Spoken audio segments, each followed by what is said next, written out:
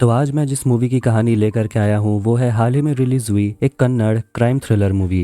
इस फिल्म का नाम है गरुड़ पुराण। कहानी में देखेंगे कि कोई लड़कियों को बेरहमी से मार रहा है। आखिर कौन है इस सीरियल किलिंग के पीछे, क्या पुलिस उसे पकड़ पाएगी? जानने के लिए वीडियो के आखिरी तक बने रहें और वीडियो पसंद आता है तो वीडियो को लाइक करें, चैनल को भी सब्सक्राइब करें। तो कहानी की शुरुआत में रात के समय हम एक अकेली लड़की को देखते हैं जो रास्ते पर किसी का इंतजार कर रही थी। तभी वहां पर एक गाड़ी रुकती है और उसके बाद उस लड़की का खून हो जाता है। अब अगले दिन कुछ लोग रास्ते के किनारे पर एक बोरी को नोटिस करते हैं और तुरंत पुलिस को खबर कर देते हैं। फॉरेंसिक टीम वहां पर पहुंचकर अपना इन्वेस्टिगेशन शुरू कर देती है और आखिर में वहां पर एसआईटी की टीम पहुंच जाती है और इंस्पेक्टर विक्रम को बताया जाता है कि किसी अजनबी ने कॉल किया था सुबह के 5 बजे और उसी टाइम इस बोरी को नोटिस किया गया जिसमें खून लगा हुआ था, जिसके बाद उसने तुरंत हमें कॉल किया। विक्रम अपनी टीम से कहता है कि आसपास रहने वाले लोगों से पूछताछ करो। उसका साथी नायक बताता है कि ये तो बिल्कुल सेम पैटर्न है। लड़की 20 से 25 साल की थी, सुनसान जगह था और वो कहता है कि बस उन लोगों से एक गलती होने दो, मैं उन लोगों को छोड़ूंगा नहीं। उन्हें क्या लगता है कि वो लोग ऐसे ही डेड बॉडी को कचरे में फेंकते रहेंगे और वो हमसे बच निकलेंगे? कब तक बचेंगे? इसके बाद पूरी टीम वहां से निकलती है और वो लोग मीडिया से भी कुछ नहीं कहते।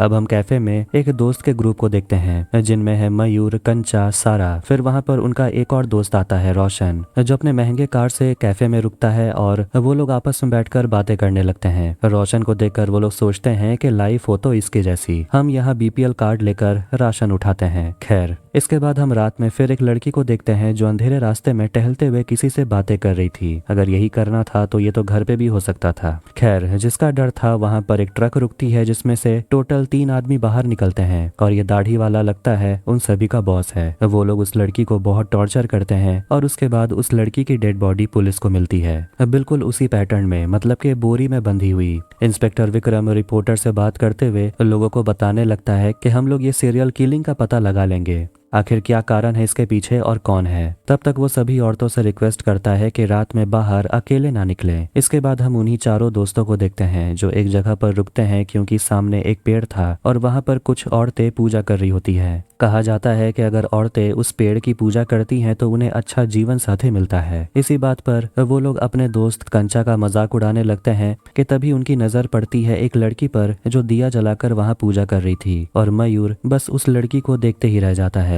फिर वो लड़की अपनी दोस्त के साथ वहां से जाने लगती है। ये देखकर तीनों लड़के अपने गाड़ी से भागते हैं और अपनी सहेली सारा को वहीं छोड़कर चले जाते हैं और उन्हें कम से कम ये पता चल जाता है कि उस पूजा करने वाली लड़की का नाम नंदनी था। एसआई टीम मीटिंग कर रही होती है और विक्रम सभी से रिपोर्ट मांगता है तो उसे बताया जाता है कि ये जो मर्डर हो रहा है इसका पैटर्न बिल्कुल सेम है। अकेली लड़की, रात का समय, स्ट्रगल का कोई निशान नहीं और विक्रम कहता है कि ये हो सकता है कि किडनैपर कोई उनका परिवार वाला ही हो, मगर ये प्रोबेबिलिटी सबके साथ सही नहीं बैठता। ऐसा तो हो नहीं सकता कि किडनैपर जितने लोगों का भी मर्डर हुआ उन सभी का परिवार वाला हो। इसका मतलब ये है कि वो खूनी जो कोई भी है वो लड़कियों को पहले क्लोरोफॉर्म देकर बेहोश करता है। ऑफिसर नायक बताने लगते हैं कि जितने भी औरतों का मर्डर हुआ उनके खिलाफ कोई भी मिसिंग रिपोर्ट अभी तक फाइल नहीं हुई। एक लड़की के हाथ में वोटिंग का मार्क मिला और हाल ही में वोट महाराष्ट्र में हुआ है। इसीलिए हम लोगों ने महाराष्ट्र पुलिस से पूछताछ की और पता चला कि सोलापुर महाराष्ट्र में इस लड़की के लिए एक मिसिंग रिपोर्ट फाइल हुई है। लेकिन पैटर्न वहाँ का भी सेम है, मतलब कि पूरे देश में सेम पैटर्न में औरतों का मर्डर हो रहा है। ये भी पता चलता है कि इन औरतों को पहले बहुत टॉर्चर किया जाता है, कई बार उनका रेप होता है। अब मीटिंग खत्म होने से पहले विक्रम अपनी टीम से कहता है कि स्टेट बॉर्डर क्रॉस होने से पहले गाड़ियों की अच्छी से तलाशी लेनी होगी। इसके बाद हम उसी खूनी को देखते हैं जो एक झोपड़पट्टी में रहता है। उसकी पत्नी छुप छुप कर किसी से बात कर रही थी। जब वो आदमी अपनी पत्नी का फोन चेक करता है तो उसकी पत्नी उस पर बहुत चिल्लाने लगती है और उसे जोर का थप्पड़ भी लगाती है। वो अपनी पत्नी के लिए मिठाई और गजरा लेकर आया था जो वो फेंक देती है। उस आदमी को बहुत बुरा लगता है और वो गजरा और मिठाई लेकर चला जाता है अपने दोस्तों के पास और देखते हैं कि वहां पर एक लड़की को उन्होंने बंदी बनाकर रखा हुआ था।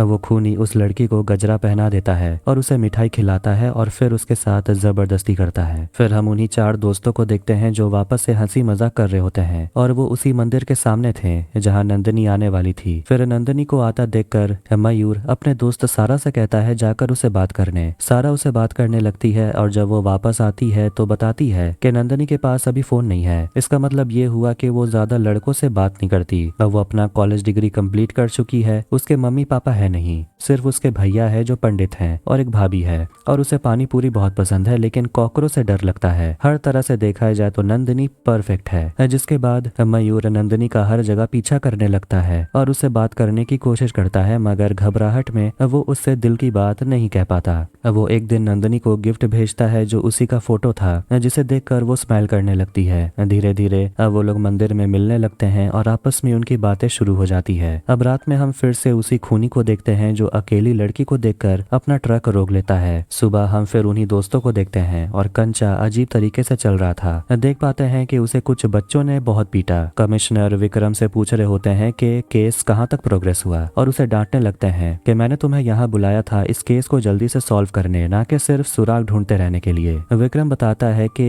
ये केस जल्दी से क्लोज हो जाएगा, बस हमें ये नहीं पता चल रहा कि आखिर खूनी कौन है और वो मर्डर क्यों कर रहा है। उन्हें पैटर्न तो समझ आ गया और खूनी चाहे कितना ही चालाक क्यों ना हो, वो एक गलती जरूर करेगा और हमें बस उसी का इंतजार है। फिर हम कंचा को देखते हैं जिसके तीनों दोस्त मंदिर गए हुए थे और वो बाहर चप्पलों का देख रेख कर रहा था और मौका देखकर वो एक लड़की से बात करने लगता है जो नंदिनी की बेस्ट फ्रेंड है और वो लोग एक दूसरे से नंबर एक्सचेंज कर लेते हैं। दोनों ही पागल लगते हैं। खैर, पुलिस को एक और लड़की की डेड बॉडी मिलती है और पता चलता है कि इस लड़की को 36 बार चाकू मारा गया। बोरी में बंद करने के बाद विक्रम हैरान हो गया था कि ये लोग तो सच में बहुत बड़े हैवान हैं, इन्हें जल्द से जल्द पकड़ना होगा। इसके बाद वो खूनी फिर से एक लड़की को अपना शिकार बनाता है। सुबह में हम कंचा को देखते हैं जो अपनी नई गर्लफ्रेंड से बात कर रहा था, जो नंदिनी की दोस्त है और नंदिनी भी कंचा की बातें सुन रही थी। फिर वहां पर एक आदमी आता है दिशा आई बैंक से और वो मयूर से मिलना चाहता है। मयूर ने एक फॉर्म फिलअप किया था। पता चलता है कि मरने के बाद वो अपनी आंखें डोनेट कर देगा। ये सब कुछ फोन पर नंदिनी सुन लेती है और वो काफी हैरान हो गई थी, मगर वो खुश भी थी। मयूर कहने लगता है कि लोगों का कहना है कि ये दुनिया काफी खूबसूरत है, लेकिन मैं नहीं मानता था। लेकिन जब से मैंने नंदिनी को देखा है, ये दुनिया खूबसूरत सी हो गई है। नंदिनी ये सुनकर मुस्कुराने लगती है।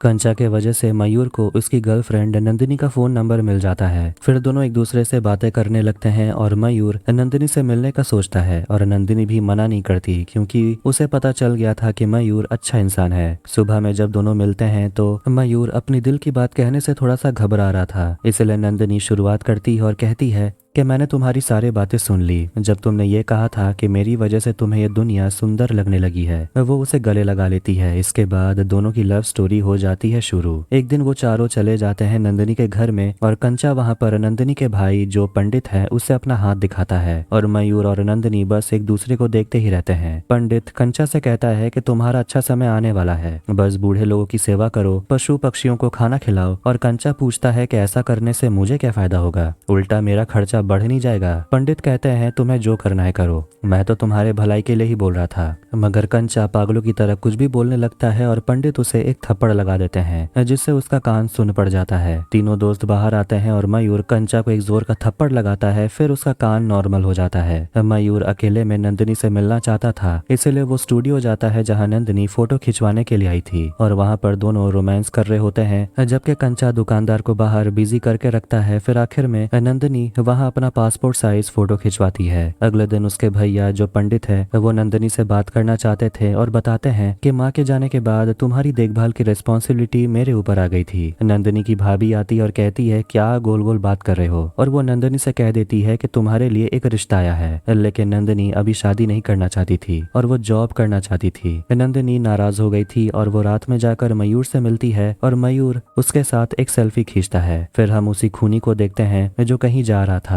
और उसके 20 मिनट के बाद ही पुलिस को खबर मिलती है कि एक और लड़की हाईवे से गायब हो गई। वो लोग तुरंत निकलते हैं और पता चलता है कि उस लड़की का नाम पवानी था। उस लड़की का बॉयफ्रेंड कह रहा होता है कि पवानी गारमेंट फैक्ट्री में काम करती थी और मैं उसे इसी रास्ते से पिकअप करता था, लेकिन आज मैंने उसे देखा नहीं, इसलिए मैंने उसे तुरंत कॉल किया, मगर उसका कॉल भी नहीं लग रहा था। फिर मैंने पुलिस को कॉल किया। देखते हैं कि उसकी गर्लफ्रेंड बस स्टैंड पर खड़ी थी। तभी वहां पर खूनी अपना ट्रक लेकर पहुंच जाता है और वो अपना ट्रक ठोक देता है जिससे जिससे उसका ट्रक थोड़ा सा डैमेज हो गया था। जोर की आवाज सुनकर उस लड़की का फोन गिर गया था, जिससे उसका फोन खराब हो जाता है और वो लोग लड़की को घसीट कर ले जाते हैं। ये सुनकर विक्रम अपनी पूरी टीम से कहता है कि सामने के टोल प्लाजा पर जाओ और चेक करो वहां कोई ट्रक आया था कि नहीं जिसके लेफ्ट साइड में डैमेज हो। उन्हें सीसीटीवी कैमरा में ट्रक देखने को मिल जाता है जिसके लेफ्ट साइड में स्क्रैच था। वो तुरंत इस बारे में विक्रम को बता देते हैं और अब उनका प्रायोरिटी यही है कि किसी तरह उस लड़की को ढूंढना है और उसे बचाना है। इसके बाद वो लोग अलग अलग टोल प्लाजा पर कॉल करके ट्रक का डिस्क्रिप्शन देते हैं और पूछते हैं ये ट्रक वहां से पार हुआ कि नहीं। वो लोग कहते हैं हाँ ऐसा ट्रक तो यहाँ देखने को मिला था। विक्रम कमिश्नर को अपडेट देता है कि ये किलर बहुत ही ज्यादा स्मार्ट है। ये कम उम्र की लड़कियों को किडनैप करता है, उन्हें टॉर्चर करके रेप करके मार डालता है और वो सिर्फ कर्नाटका में ही नहीं बल्कि बाकी के कई राज्यों में लड़कियों के साथ ऐसा ही करता है और उनके बॉडी को लाकर कर्नाटका में डंप कर देता है। उन्हें लग रहा था कि हम लोग ये समझ नहीं पाएंगे, लेकिन अब वो खूनी हमारे हाथों से दूर नहीं है। हम लोग उसके ट्रक को ट्रेस कर रहे हैं और हमें बस आपकी परमिशन का इंतजार है। कमिश्नर परमिशन दे देते हैं और कहते हैं मेरी तरफ से तुम्हें सारा बैकअप मिलेगा, उसे ढूंढ निकालो। इसके बाद एसआईटी की टीम उस आदमी से मिलती है जिसका वो ट्रक था और वो मालिक ड्राइवर को पहचानता है और कहता है इसका नाम अजर है, मगर वो कहाँ रहता है ये उसे नहीं पता।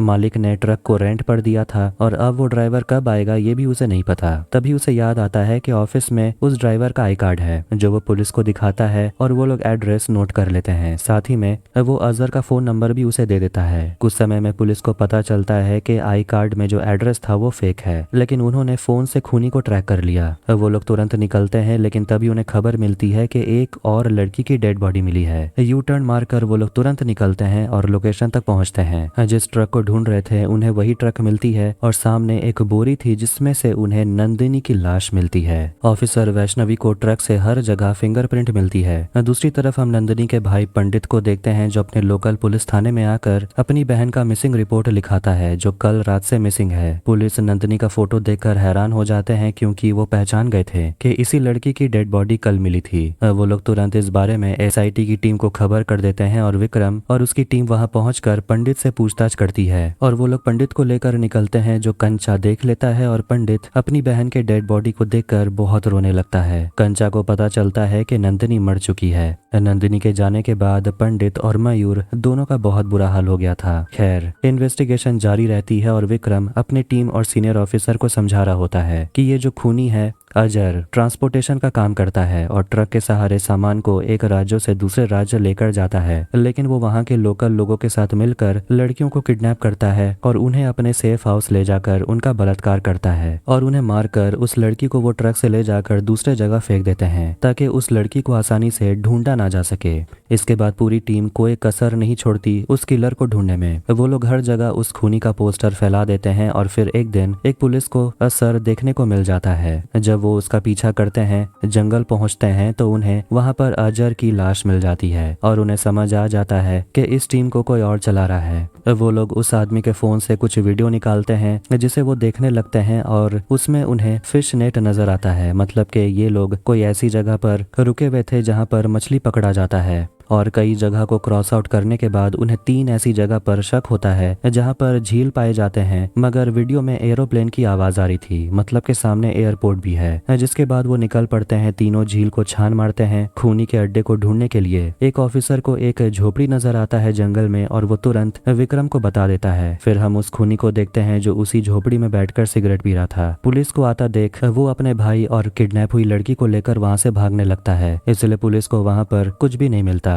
वो लोग जंगल में खूनी को ढूंढने लगते हैं, मगर वो खूनी उन पर हमला कर देता है, पर आखिर में वो लोग उस खूनी को पकड़ ही लेते हैं। उसे पुलिस स्टेशन में बहुत पीटा जाता है और उसके भाई को भी पकड़ लिया गया था। विक्रम उसे पूछताछ करता है और बहुत पीटने के बाद भी वो खूनी अपना मुंह नहीं खोलता, जिस पर उसका भाई बताता है कि वो अपना मुंह कभी नहीं खोलेगा क्योंकि वो गूंगा है, इसलिए उसकी पत्नी भी उसे पसंद नहीं करती। लेकिन इस आदमी की बात की जाए तो वो अपनी पत्नी से बहुत प्यार करता है और उसे बिल्कुल भी बुरा नहीं लगता जब उसकी पत्नी उसे बहुत पीटती है। इसलिए जब भी वो किसी भी लड़की को किडनैप करते थे तो वो आदमी उस लड़की में अपनी पत्नी को देखता था। रेप करने के बाद वो लड़की को बोरी में डालते थे और उसे चाकू मार मार कर लड़की को मार डालते थे और उस बोरी को वीरान जगह पर फेंक देते थे। विक्रम पूछता है कि अजर को किसने मारा था, तो वो बताने लगता है कि अजर का फोन पुलिस वालों को मिलने के बाद मैंने ये बात अपने भाई को बता दिया। पकड़े जाने के डर से उस खूनी ने अपने ही साथी अजर को मार डाला। अब वो उन्हें लड़कियों का फोटो दिखाता है मगर वो कहता है कि उन्होंने नंदिनी को नहीं मारा, जो काफी शॉकिंग है। वो कहने लगता है कि उन्होंने रास्ते में नंदिनी को देखा तो था मगर एक लड़के के साथ वो वहां से चली गई थी, मतलब मयूर के साथ। जो खूनी पकड़ा गया है वो जितने भी लड़कियों का मर्डर करता है उनके साथ जबरदस्ती करता है, मगर नंदिनी का जो मर्डर हुआ उसमें कोई जबरदस्ती का निशान नहीं था, मतलब कि खूनी कोई और है। वो लोग पंडित से मिलते हैं और उसे बताते हैं कि तुम्हारी बहन का मर्डर किसी कॉपी कैट किलर ने किया है, वो भी बिल्कुल सेम पैटर्न में। इसलिए अगर तुम्हें कुछ भी याद आता है तो हमें बताओ। कोई भी झगड़ा, कोई भी लड़ाई, कोई उससे बदला लेना चाहता था क्या? पंडित बोलता है ऐसा तो कुछ नहीं था। वो लोग नंदिनी के दोस्त से मिलते हैं और आखिर में उनकी मुलाकात मयूर से होती है और उन्हें लगने लगता है कि मयूर ने ही कुछ किया है। वो नंदिनी से प्यार करता था, जरूर दोनों के बीच कुछ तो हुआ होगा। मयूर उनको सेल्फी भी दिखाता है जो उसने आखिरी रात खींचा था नंदिनी के साथ, और उस फोटो में बैकग्राउंड में कोई नजर आता है। विक्रम को ये काफी अजीब लगता है कि जब उन्हें नंदिनी की बॉडी मिली थी तो तस्वीर खींचने के लिए कोई अलग फोटोग्राफर आया था और उसे लगने लगता है कि उस फोटोग्राफर और नंदिनी का कोई कनेक्शन है। वो लोग पहुंच जाते हैं उसी स्टूडियो में जहां पर नंदिनी एक दिन गई थी फोटो खिंचवाने, लेकिन वहां फोटोग्राफर प्रवीण कुछ दिन से दुकान पर आया ही नहीं था। उन्हें प्रवीण के कंप्यूटर में नंदिनी के कई सारे फोटोज मिलते हैं, मतलब कि वो नंदिनी को हर जगह फॉलो कर रहा था क्योंकि वो नंदिनी से प्यार करता था और उसे ये बिल्कुल भी बर्दाश्त नहीं था कि उसके होते हुए नंदिनी किसी और को पसंद करती थी। उन्हें प्रवीण का लोकेशन मिलता है और वो लोग तुरंत निकलते हैं। रात होते ही वो लोग जंगल तक पहुंचते हैं और उन्हें वहां पर प्रवीण की डेड बॉडी मिल जाती है। उन्हें लग रहा था कि इसमें जरूर मयूर का हाथ होगा। वो लोग मयूर को बुलाते हैं और कहते हैं कि पूरी कहानी बताओ। तो वो बताने लगता है कि जब नंदिनी उसे मिलने के लिए आई थी एक दिन तो उसने बताया कि उसे शादी का एक रिश्ता आया है और नंदिनी बहुत गुस्से में थी और वो मयूर से कहती है कि तुम मुझे जहर दे दो, मैं खा के मर जाऊंगी। मयूर उसे संभालने के लिए उसे थप्पड़ लगा देता है और कहता है ऐसी बात मत करो। नाराज होकर नंदिनी वहां से चली जाती है। इसके बाद कुछ दिनों तक दोनों के बीच बातचीत नहीं हुई। फिर आखिर में वो दोनों मिलते हैं और मयूर नंदिनी को घर पहुंचा देता है और फिर कुछ समय के बाद ये खबर मिलती है कि नंदिनी की मौत हो चुकी है। विक्रम उसे जाने देता है, जिसके बाद मयूर अपने दोस्त रोशन को कॉल करता है, मगर रोशन उसे कहता है चिंता मत कर, मेरे पापा का बड़े बड़े लोगों से कनेक्शन है, तुझे कुछ भी नहीं होगा। पुलिस पंडित से मिलने के लिए जाती है और वहाँ पर वो गरुड़ पुराण पढ़ रहा था। वो प्रवीण और मयूर का फोटो उन्हें दिखाते हैं और कहते हैं कि मयूर उनका प्राइम सस्पेक्ट है। वो पंडित से कहते हैं कल ऑफिस में आने के लिए, जरूरी बात करनी है। ऑफिसर नायक जाने से पहले पंडित से गरुड़ पुराण का किताब मांगता है और पंडित उसे लाकर दे देता है। नंदिनी के जाने के बाद मयूर का बहुत बुरा हाल था। वो बहुत अल्कोहल पीने लगता है जिस वजह से उसके दोस्तों को उसे संभालना पड़ता है। अगले दिन पंडित पुलिस स्टेशन पहुंच जाता है लेकिन मयूर अभी तक नहीं आया था, इसलिए वो लोग मयूर को कॉल करते हैं और तुरंत आने को बोलते हैं। मयूर रोशन को कॉल करता है और रोशन करता है चिंता मत कर, मैं सबको संभालूंगा, मेरे ड्राइवर के साथ तू मेरे गेस्ट हाउस चले जा।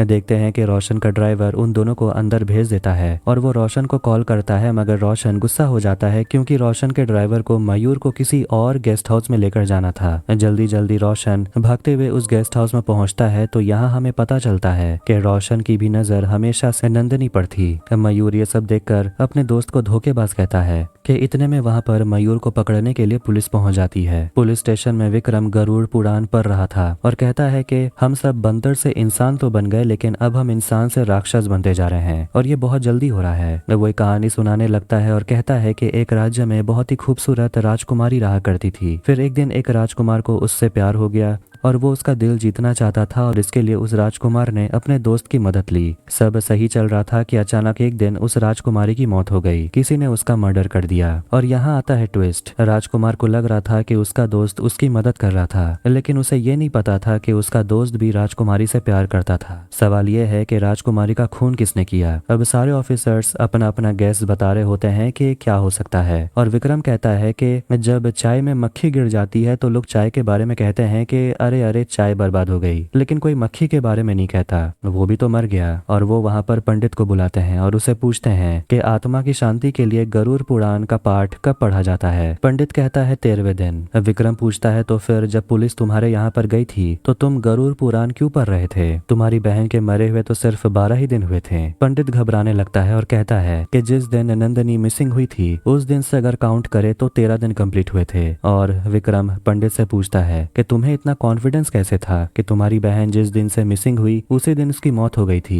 तुम्हें कहीं से उड़ते उड़ते खबर मिली थी क्या? पंडित घबराने लगता है और विक्रम ये बताता है कि पंडित के घर पे दरवाजे के सामने एक कील पर खून लगा हुआ मिला था, जिसे ढकने के लिए पंडित ने उसके ऊपर नया रंग कर दिया था। उसे लगा था पुलिस ये नोटिस कभी नहीं करेगी। फॉरेंसिक से ये भी पता चला कि नंदिनी की मौत सिर पर चोट लगने की वजह से हुई और नंदिनी को मारने के बाद पंडित लॉन्ग ड्राइव पे गया था और ये सब कुछ सारा देख ली थी। पंडित इसके बाद कबूल कर लेता है कि उसी ने नंदिनी को मारा। वो बताने लगता है कि वो बहुत गुस्से में था जब उसे पता चला कि उसकी बहन मयूर से प्यार करती है और वो शादी नहीं करना चाहती थी। जब उस रात वो घर लौटी थी तब पंडित उसे मयूर के साथ देख लेता है और वो आग बबूला हो जाता है और वो नंदिनी से कहता है कि एक लड़के के साथ इस तरीके से घूमना तुम्हें शर्म नहीं आती? नंदिनी कहती है वो मयूर से प्यार करती है। पंडित अपनी ही बहन को जोर का थप्पड़ लगाता है जिससे नंदिनी का सिर दीवार पर टकराता है जिसमें कील लगा हुआ था, जो उसके सिर में घुस जाता है और वहीं पर उसकी मौत हो जाती है। पंडित ने अपनी बहन को जानबूझकर नहीं मारा बल्कि ये बहुत बड़ी गलती थी। उसकी पत्नी घर पर खून साफ करती है और पंडित बोरी में नंदिनी को भरकर ठिकाने लगाने ले जा रहा था और ये सब कुछ वो फोटोग्राफर प्रवीण देख लेता है। जंगल में पंडित की नजर प्रवीण पर पड़ जाती है और प्रवीण जान बचाकर भागता है और वो ढलान से नीचे गिर जाता है और उसकी भी मौत हो जाती है। मतलब कि प्रवीण को पंडित ने नहीं मारा। इसके बाद आखिर में पंडित को जेल हो जाती है और ये फिल्म यहीं पर खत्म होती है। तो आपको ये वीडियो कैसा लगा कमेंट करके जरूर बताएं। वीडियो पसंद आया तो वीडियो को भी लाइक करें, चैनल को भी सब्सक्राइब करें। मिलते हैं नेक्स्ट वीडियो में। Take care.